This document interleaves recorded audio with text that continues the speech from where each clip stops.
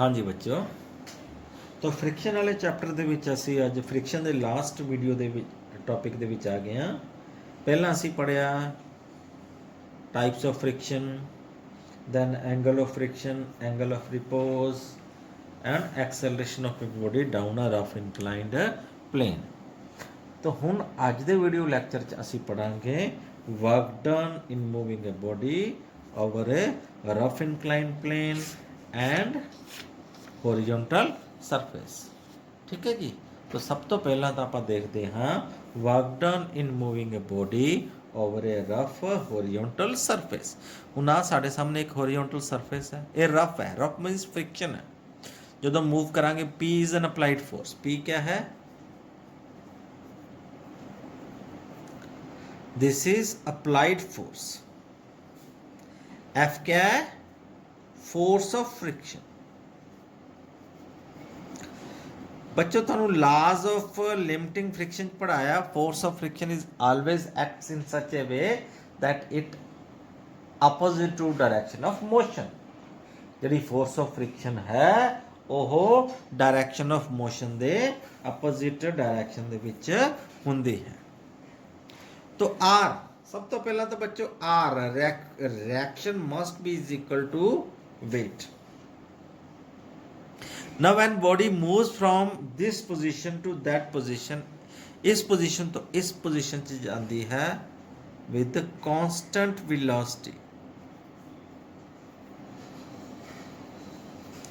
means I can write with uniform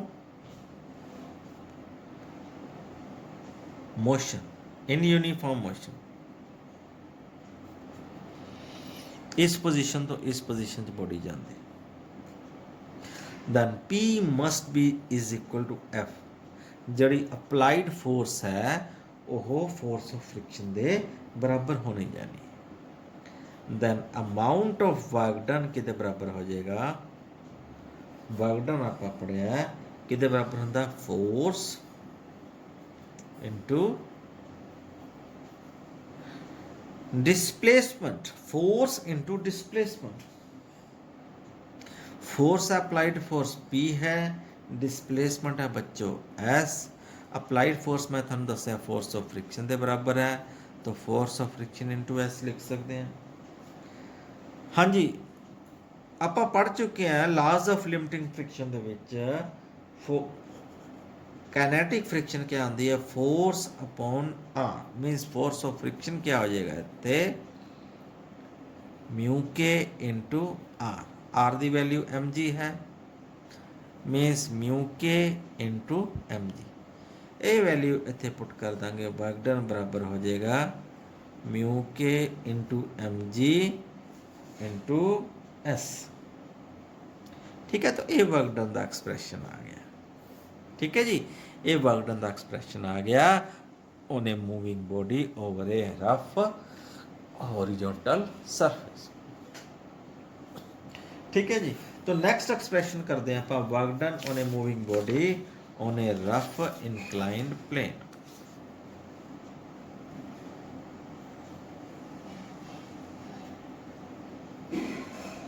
work done in moving a body up a rough inclined plane। हाँ जी, हूँ आ बच्चों अपने को rough incline plane है।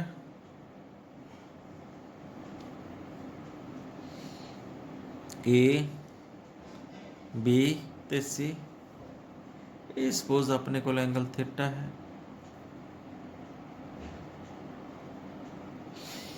अपने को कोई बॉडी है, हाँ जी, सेम केस एम जी थैले में एक्ट करेगा, इधरले पासे होएगा एम जी कॉस थीटा, क्योंकि आ भी एंगल थीटा है, तो थैले नूं की होएगा M G sine of theta, तो नॉर्मल डायरेक्शन आर किधर नूं होएगा? ऊपर नूं। तो बॉडी मूव कर गई इस पोजीशन तो इस पोजीशन तक, एस क्या आ गई डिस्प्लेसमेंट, क्योंकि हम बॉडी ऊपर ਨੂੰ मूव कर रही है तो फोर्स ऑफ फ्रिक्शन थल्ले ਨੂੰ आएगी। क्यों? क्योंकि फोर्स ऑफ फ्रिक्शन हमेशा ही opposite to the direction of motion. Body की मोशन इधर ਨੂੰ है, फोर्स ऑफ फ्रिक्शन थल्ले ਨੂੰ है। पहला केस बॉडी की मोशन थल्ले ਨੂੰ सी, फोर्स ऑफ फ्रिक्शन ऊपर ਨੂੰ आएगी। तो force of friction always acts in such a way that it opposes the direction of motion। ਜੇ ਬੋਡੀ ਮੂਵ ਨਹੀਂ ਕਰ ਰਹੀ ਤੇ ਵਰਜ ਆਫ ਮੋਸ਼ਨ ਤੇ ਵੀ ਹੋਏ, ਜਿੱਧਰ ਨੂੰ ਮੂਵ ਕਰਨ ਦੀ ਕੋਸ਼ਿਸ਼ ਕਰਦੀ ਹੋਏਗੀ, ਮੀਨਸ ਬੈਲੈਂਸਿੰਗ ਕੰਡੀਸ਼ਨ ਦੇ ਵਿੱਚ ਜੇ ਬੋਡੀ ਥੱਲੇ ਨੂੰ ਮੂਵ ਕਰਨ ਦੀ ਕੋਸ਼ਿਸ਼ ਕਰਦੀ ਹੈ ਤੇ ਫੋਰਸ ਆਫ ਫ੍ਰਿਕਸ਼ਨ ਉੱਪਰ ਨੂੰ ਆਏਗੀ। ਜੇ ਬੋਡੀ ਉੱਪਰ ਨੂੰ ਮੂਵ ਕਰਨ ਦੀ ਕੋਸ਼ਿਸ਼ ਕਰਦੀ ਹੈ ਤੇ ਫੋਰਸ ਆਫ ਫ੍ਰਿਕਸ਼ਨ ਹੇਠਾਂ ਨੂੰ ਆਏਗੀ। ਆਹ ਚੀਜ਼ ਕਨਸੈਪਟ ਯਾਦ ਰੱਖਿਓ, ठीक है जी। तो हम फोर्स ऑफ फ्रिक्शन क्योंकि ऊपर ਨੂੰ मूव कर रही है, the body is moving upwards with uniform motion, that is constant velocity। then r must be is equal to mg cos theta। इधर ਨੂੰ r रिएक्शन है ਤੇ mg cos theta हेठा ਨੂੰ ਹੋਏਗਾ। ਹੁਣ ਅਪਲਾਈਡ ਫੋਰਸ ਕਿੱਧਰ ਨੂੰ ਹੋਏਗੀ? ਉੱਪਰ ਨੂੰ ਹੋਏਗੀ, ਜਿਹੜੀ ਉੱਪਰ ਨੂੰ ਲੈ ਕੇ ਜਾ ਰਹੀ ਬੋਡੀ ਦੀ। ਕਿਉਂਕਿ ਬੋਡੀ ਯੂਨੀਫਾਰਮ ਮੋਸ਼ਨ 'ਚ ਜਾ ਰਹੀ ਹੈ, ਦੈਨ ਅਪਲਾਈਡ ਫੋਰਸ ਜਿਹੜੀ ਹੈ ਕਿਹਦੇ ਬਰਾਬਰ ਹੋਏਗੀ? Applied force must be is equal to ਉੱਪਰਲੀ ਫੋਰਸ ਥੱਲੜੀ ਫੋਰਸ ਦੇ ਬਰਾਬਰ ਹੋਏਗੀ ਨਾ, ਤਾਂ ਹੀ ਬੋਡੀ ਕਾਂਸਟੈਂਟ ਵੈਲੋਸਿਟੀ ਨਾਲ ਜਾਏਗੀ ਜੇ ਨੈਟ ਫੋਰਸ 0 ਹੈ। तो ਅਪਲਾਈਡ ਫੋਰਸ ਜਿਹੜੀ ਹੈ P ਕਿਹਦੇ ਬਰਾਬਰ ਹੋਏਗੀ? Net downward force. ਦੋ ਫੋਰਸਿਸ ਨੇ ਥੱਲੇ ਨੂੰ, ਇੱਕ ਤਾਂ mg sin ਥੀਟਾ, ਦੂਜੀ ਕਿਹੜੀ ਹੈ? Force of friction. तो बच्चों फोर्स ऑफ फ्रिक्शन आप पढ़ चुके हैं, F is equal to mu into mu के इंटू आर, क्योंकि बॉडी मोशन च है। आर की value M G cos theta, तो एफ की वैल्यू क्या आएगी? म्यू के into M G cos of theta. आ वैल्यू इतने पुट कर देनी है। Then P is equal to M G sine theta plus mu के into M G into cos of theta। Take M G बाहर ਨੂੰ ਲੈ ਲਓ, अंदर क्या रह गया? साइन थीटा प्लस म्यू के cos of थीटा। ये था अप्लाइड फोर्स पता कितनी है। तो बच्चों वर्क डन का एक्सप्रेशन क्या होंगे? Work done W is equal to applied force into displacement, यही है ना। तो applied force P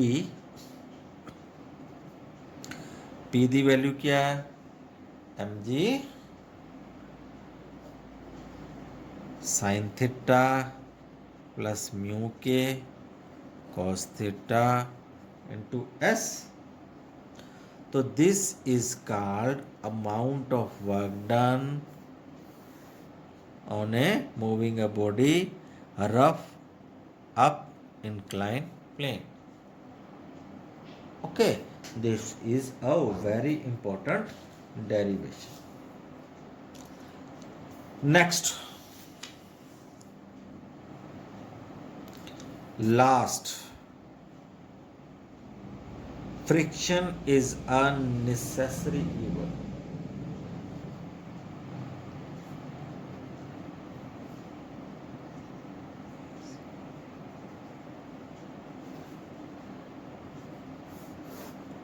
why?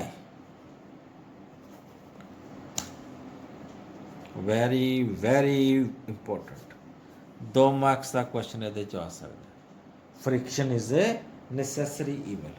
इसनों 2 parts च एक्सप्लेन करना सी। पहला पार्ट क्या है? फ्रिक्शन इज नेसेसरी, कि फ्रिक्शन बच्चों नेसेसरी है।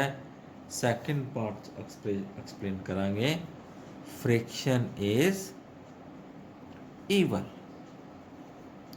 necessary मतलब जरूरी, ईवल मीन्स दानव।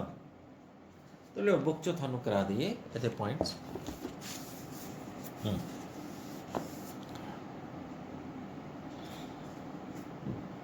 Friction is a necessary evil। सब तो पहला तो friction is necessary means advantages of frictions. की फायदे ने फ्रिक्शन के?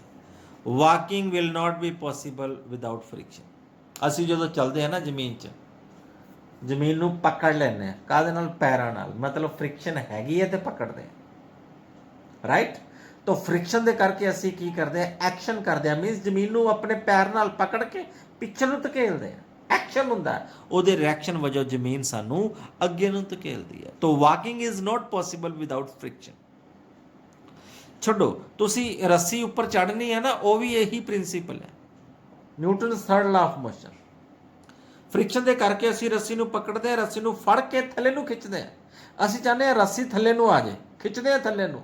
ਰੱਸੀ ਦੇ ਨਾਲ ਕੀ ਹੁੰਦਾ? ਪੇੜ ਅਟੈਚਡ ਹੁੰਦਾ, ਜਾਂ ਜਿੱਥੇ ਵੀ ਰੱਸੀ ਬੰਨੀ ਹੈ ਅਸੀਂ ਉਸ ਬਿਲਡਿੰਗ ਨੂੰ ਜਾਂ ਉਹ ਪੇੜ ਨੂੰ ਥੱਲੇ ਨੂੰ ਖਿੱਚ ਲੈਂਦੇ ਹਾਂ। ਐਕਸ਼ਨ ਹੋ ਰਿਹਾ ਥੱਲੇ ਨੂੰ, ਮੀਨਸ ਇਸ ਰਿਐਕਸ਼ਨ ਵਜੋਂ ਅਸੀਂ ਉੱਪਰ ਨੂੰ ਜਾਂਦੇ ਹਾਂ। तो ये Newton third La of motion या फिर फ्रिक्शन के कारण ही पॉसीबल है। जे फ्रिक्शन रस्सी दे विच साडे हत्थां च ना हुंदी ते असीं कदी भी रॉक क्लाइंबिंग ना कर पाते।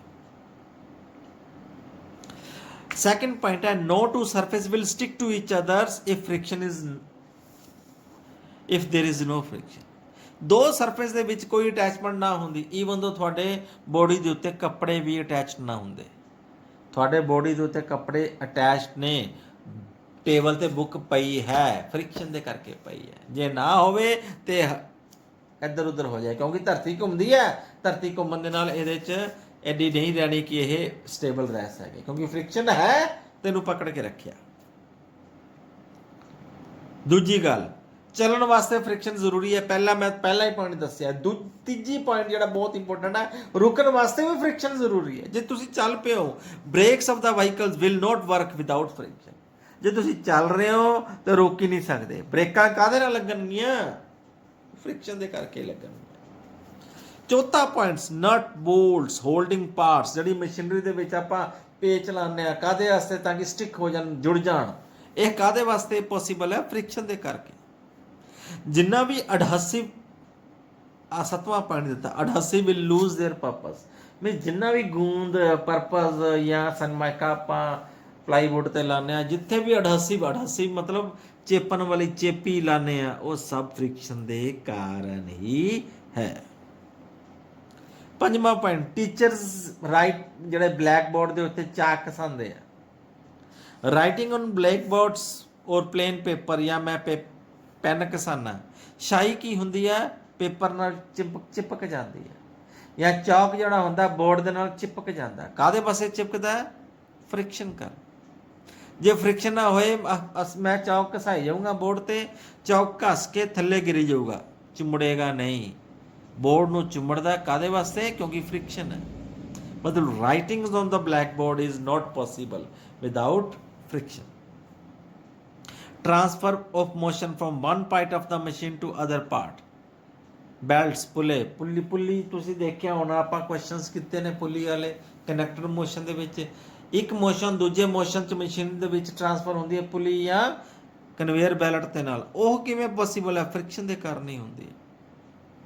Cleaning with send paper, friction road ਦੇ ਉੱਤੇ ਖਤਮ ਹੋ ਜਾਏ। ਜੇ ਆਪਾਂ ਸਲਿਪਰੀ ਰੋਡਸ ਹੋ ਜਾਣ, ਜੇ ਫ੍ਰਿਕਸ਼ਨ ਹੈ ਤੇ ਆਪਣੇ ਟਾਇਰ, ਪਹਿਲੀ ਗੱਲ ਤਾਂ ਆਪਣੀ ਕਾਰ ਜਿਹੜੀ ਹੈ ਸੜਕ ਤੇ ਫ੍ਰਿਕਸ਼ਨ ਦੇ ਕਰਕੇ ਚੱਲਦੀ ਹੈ। ਵਾਕਿੰਗ ਫ੍ਰਿਕਸ਼ਨ ਕਰਕੇ ਹੁੰਦੀ ਹੈ।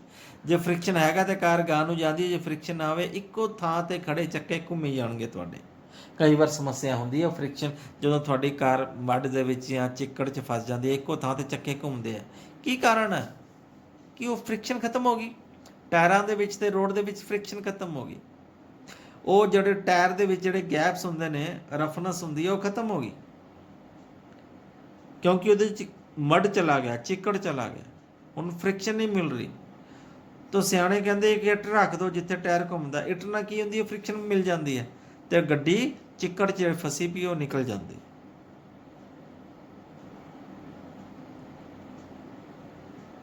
तो friction between the match stick, हाँ हुण जो तुसी जो भी अग जलानी है, मैच स्टिक होंदी है ना, माचिस दी तिल्ली, फ्रिक्शन करके जलदी है, अग चलदी फ्रिक्शन करके है। तो इसलिए फ्रिक्शन तो बगैर असी सोच भी नहीं सकते कि असी फ्रिक्शन के बगैर साडी धरती के उत्ते जीवन संभव है। Friction is a necessity. Friction ये फायदे ने दे, लेकिन हम फ्रिक्शन इज ईवल क्यों, फ्रिक्शन दानव क्यों है? डिसएडवांटेजेस ऑफ फ्रिक्शन क्या है? Number 1, friction always opposes the relative motion between any two bodies. Friction हमेशा ही रिलेटिव मोशन ਨੂੰ ਅਪੋਜ਼ ਕਰਦਾ। ਉਹਦੇ ਨਾਲ ਕੀ ਹੁੰਦਾ? Extra energy has to be spent to overcome the friction. तो this involves unnecessary expansion of energy. That is why friction is evil. तो बेफालतू दी, क्योंकि ये मोशन ਨੂੰ ਅਪੋਜ਼ ਕਰਦਾ ਹੈ, ਇਹਦੇ ਚ એનર્ਜੀ ਦਾ ਲੋਸ ਹੁੰਦਾ। Second point है, friction causes wear and tear of the parts of machinery. Wear and tear ਦਾ ਮਤਲਬ ਹੁੰਦਾ ਹੈ ਕਿ ਮਸ਼ੀਨਰੀ ਪਾਰਟਸ ਦਾ ਘਸਣਾ, ਖਰਾਬ ਹੋਣਾ। wear and tear, wear मतलब फट जाना, tear मतलब टुट जाना। कादे वास्ते? मशीनरी पार्ट्स का फ्रिक्शन उन्होंने नुकसान कर दिंदी। थर्ड पॉइंट दिता, friction of forces productions lot of heat. कई बार तुसी सुनिया होना मोटर गर्म हो जाती है, मोटर गर्म होके की हो जाती है? सड़ जाती है। की कारण है मोटर के सड़न का? वो बच्चे उहदे च फ्रिक्शन हुंदी है। मिट्टी पै गई, जाम हो गई मोटर, जाम नूं तुसीं चलाई गए, ग्रीस ना दित्ती, कोशिश करी गई, की हो जाता? वो इन्नी हीट अप, इन्नी वो कोयल गर्म हो जाती है कि वो इंसुलेशन ब्रेकअप हो जाती है। जो इंसुलेशन ब्रेकअप हो जाती है तो बहुत ज़्यादा हीट पैदा होती है तो मोटर ही सड़ जाती है। तो फ्रिक्शन इज एन ईवल। तो friction is a necessary evil. असी कह सकते हैं कि फ्रिक्शन एक ऐसा जरूरी दानव है जिदे नाल भी रहना मुश्किल है तो जिदे बगैर भी रहना मुश्किल है। ठीक है, तो असी की करते हैं, जिथे फ्रिक्शन की सानू लोड़ नहीं है उत्थे फ्रिक्शन नू रिड्यूस कर सकते हैं। Methods of changing the friction, आ इंपॉर्टेंट पॉइंट अगला देखो ध्यान। Methods of reducing the friction, सब तो पहला पॉलिशिंग। सरफेस ਨੂੰ ਪੋਲਿਸ਼ ਕਰ ਦਿਓ, ਪੋਲਿਸ਼ ਕਰਕੇ ਉਹਦੀ ਰਫਨੈਸਨੈਸ ਘਟ ਜਾਏਗੀ, ਜਿਹਦੇ ਨਾਲ ਕਿ ਫ੍ਰਿਕਸ਼ਨ ਘਟ ਜਾਏ। ਲੁਬਰੀਕੇਸ਼ਨਸ ਦਾ ਮਤਲਬ ਹੁੰਦਾ ਆਇਲ, ਗਰੀਸ। ਮਸ਼ੀਨਰੀ ਪਾਰਟਸ ਨੂੰ ਆਇਲ ਦੇ ਦਿਓ, ਗਰੀਸ ਦੇ ਦਿਓ, ਪੱਖੇ ਨੂੰ ਤੇਲ ਦੇ ਦਿਓ, ਮੋਟਰ ਨੂੰ ਤੇਲ ਦੇ ਦਿਓ। ਉਹਦੇ ਨਾਲ ਕੀ ਹੋ ਜਾਂਦਾ? ਮਸ਼ੀਨਰੀ ਪਾਰਟਸ ਦਾ ਜਿਹੜੀ ਫ੍ਰਿਕਸ਼ਨ ਘਟ ਜਾਂਦੀ ਹੈ, ਜਿਹਦੇ ਨਾਲ ਉਹਦਾ ਵੀਅਰ ਐਂਡ ਟੀਅਰ ਜਿਹੜਾ ਆਪਾਂ ਪੜਿਆ ਉਹ ਘਟ ਜਾਂਦਾ। ਤੀਜਾ ਬੜਾ ਇੰਪੋਰਟੈਂਟ ਪੁਆਇੰਟ ਹੈ, ਬਾय ਪ੍ਰੋਪਰ ਸਿਲੈਕਸ਼ਨ ਆਫ ਮਟੀਰੀਅਲਸ। मीनस तुसी जो मशीन तैयार करनी है ऐसा मटीरियल चूज करो जिसकी कोफिशिएंट ऑफ फ्रिक्शन लो हो, which has low coefficient of friction, ताकि फ्रिक्शन ही घट हो। तुसी लकड़ दे मटीरियल यूज करोगे मशीन दे विच, लकड़ दा आपां नूं पता वुडन मटीरियल दी फ्रिक्शन वध है, स्टील दी फ्रिक्शन घट है, ग्रीस्ड स्टील दी फ्रिक्शन तो बहुत घट है। चौथा पॉइंट है बाय स्ट्रीमलाइनिंग। स्ट्रीमलाइनिंग का मतलब है बॉडी की शेप ही इस तरह तैयार करो कि वह एयर की फ्रिक्शन रिड्यूस कर दे। तुसी बुलेट ट्रेन की शेप देखी होनी है या कारां दी ट्रेन की शेप देखी होनी है, वो किदां दी होंदी है? डायनामिक फॉर्म होंदी है इदां दी। बुलेट ट्रेन ये इदां दा मूव क्यों बनाया जाता था कि एयर फ्रिक्शन जी हवा है वो इस तरह इनू घट तो घट फ्रिक्शन लगाए, उत्तों की टप जे। तो जे इदां दी बस बना दोगे या ट्रेन बना दोगे, मैक्सीमम एयर फ्रिक्शन लगेगी। इत्थे बुलेट ट्रेन की मिनीमम फ्रिक्शन लगेगी। तो की कहा जाता है? Streamlining the body. For example jets, aeroplanes, fast moving cars, कारां दी शेप। एंड पंजवां पॉइंट मैं थानू कहा सी बाल बेयरिंग। बाल बेयरिंग यूज करते हैं, छोटी छोटी बॉल्स ने, आ चीज़ घूमती है, एक्सल है, आ रिंग दे विच एक्सल घूमता है, तो बाल्स छोटी छोटी स्टील दी बाल यूज करते हैं, बाल बेयरिंग्स कहते हैं। ये की हो जाती है? रोलिंग फ्रिक्शन इंट्रोड्यूस हो जाती है। ਤੇ ਜੇ ਇਹੀ ਏ ਐਕਸਲ ਐਡਾ ਚੌੜਾ ਬਣਾ ਦੂੰਗੀ ਉਹਦੇ ਨਾਲ ਸਲਾਈਡਿੰਗ ਫ੍ਰਿਕਸ਼ਨ ਇੰਟਰੋਡਿਊਸ ਹੋ ਜਾਏਗੀ। ਸਲਾਈਡਿੰਗ ਫ੍ਰਿਕਸ਼ਨ ਆਪਾਂ ਪੜਿਆ ਕਿ ਜ਼ਿਆਦਾ ਹੁੰਦੀ ਹੈ, ਰੋਲਿੰਗ ਫ੍ਰਿਕਸ਼ਨ ਦੀ ਵੈਲਿਊ ਘੱਟ ਹੁੰਦੀ ਹੈ। ਇਹਦੇ ਨਾਲ ਬਾਈਸਾਈਕਲ ਮਸ਼ੀਨ ਦੇ ਵਿੱਚ ਬਾਲ ਬੇਰਿੰਗ ਯੂਜ਼ ਕਰਕੇ ਅਸੀਂ ਫ੍ਰਿਕਸ਼ਨਸ ਨੂੰ ਘਟਾ ਸਕਦੇ ਹਾਂ। ਓਕੇ, ਇਹ ਇੰਪੋਰਟੈਂਟ ਟੌਪਿਕਸ। ਠੀਕ ਹੈ ਜੀ। Okay, thank you, have a nice day.